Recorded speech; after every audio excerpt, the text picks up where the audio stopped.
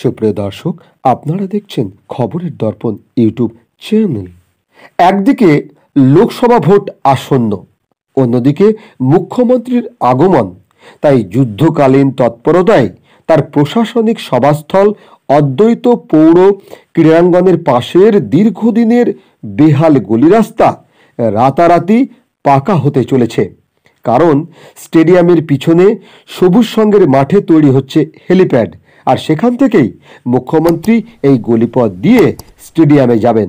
এসব দেখে গ্রামবাসীরা বলছেন, ঠেলায় না পড়লে বিড়াল গাছে ওঠে না। তবে কাজ শুরু হয় খুশি এলাকাবাসী। বিজেপির হলেও এই ১ নম্বর ওয়ার্ডের কাউন্সিলর মহানন্দ বিশ্বাস নিজে দাঁড়িয়ে থেকে কাজের তদারকি করছেন। শত হোক মুখ্যমন্ত্রীর আগমন বলে কথা। তিনি বলেন, মুখ্যমন্ত্রী আসবেন একদিন, কিন্তু সাধারণ মানুষ রাস্তা ব্যবহার করবেন সারা বছর।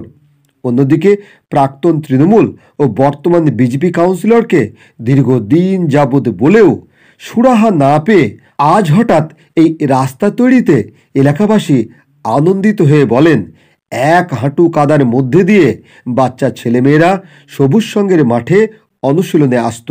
এছাড়া রামকৃষ্ণ কলোনি ২ নম্বর রেলগেট এলাকার প্রায় ৫০টি পরিবারের প্রধান যাতায়াতের পথ সব সময় জঞ্জালময় হয়ে থাকত। যে কারণেই হোক, স্টেডিয়াম নির্মাণের পর থেকে এই দুর্ভোগের মুক্তি হলো আজ। 15 বছর ধরে। কি অবস্থা ছিল রাস্তাটা? অবস্থা তো খুবই খারাপ ছিল। যাতায়াতের কি অসুবিধা হতো?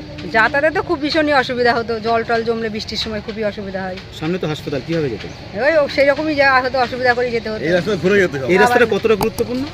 খুবই গুরুত্বপূর্ণ, গাড়ি ঘোড়া মানুষজন খেলাধুলা হলে সবই যায়, খুবই যায়। তো এতদিন জানিয়ে তো রাস্তা তৈরি হয়নি, এখন কেন হঠাৎ করে রাস্তা এখন হঠাৎ করে কেন হচ্ছে সেটা তো জানি না, হয়তো মমতা আসবে দেখে সেই জন্য হয়তো তাড়াতাড়ি হচ্ছে। ভোট আসছে সামনে, ওর জন্য হয়তো। ভোটের আগে কি সবকিছু হয়? ভোটের আগেই সব কিছু হয়, ভোট ফুরিয়ে গেলে সব মানে ঠান্ডা হয়ে যায়। হ্যাঁ, ওভারঅল আপনাদের লাভ হলো তো তার মানে? হ্যাঁ, তার মানে আমাদের তো খুবই ভালো হয়েছে।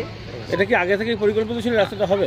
না, আগে থেকে পরিকল্পনা সেটা আমি জানি না, কিন্তু বর্তমান চেয়ারম্যান হওয়ার পরের থেকে উনি উদ্যোগ নিয়েছেন এবং আমি এই ওয়ার্ডের কাউন্সিলর, আমাকে উনি ফোন করে বলছিলেন, তাই আমি বিয়ে দিয়েছি এবং এটা সেই রাস্তাটা হচ্ছে। এই যে মুখ্যমন্ত্রী আসার 3 দিন বাকি আর এখন যুদ্ধকালীন তৎপরতা রাস্তা চলছে, এটা শুধু মুখ্যমন্ত্রীর জন্য, সাধারণ মানুষের জন্য না? শুনুন, এটা সাধারণ মানুষের জন্য। মুখ্যমন্ত্রী তো হয়তো একদিনে আসবে, কিন্তু সাধারণ মানুষ তো অনবরত এখান থেকে চলবে, যাতে এটা মানুষের সুবিধার্থে এটা করা হচ্ছে।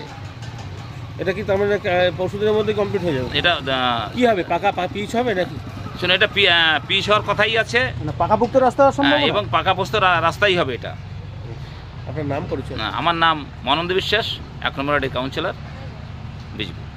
যদি এখনও আমাদের খবরের দর্পণ চ্যানেলটি সাবস্ক্রাইব না করে থাকেন, তাহলে এখনই সাবস্ক্রাইব করুন, সঙ্গে বেল বাটনটি ক্লিক করুন আর পেয়ে যান সব খবরের দ্রুত ভিডিও আপডেট।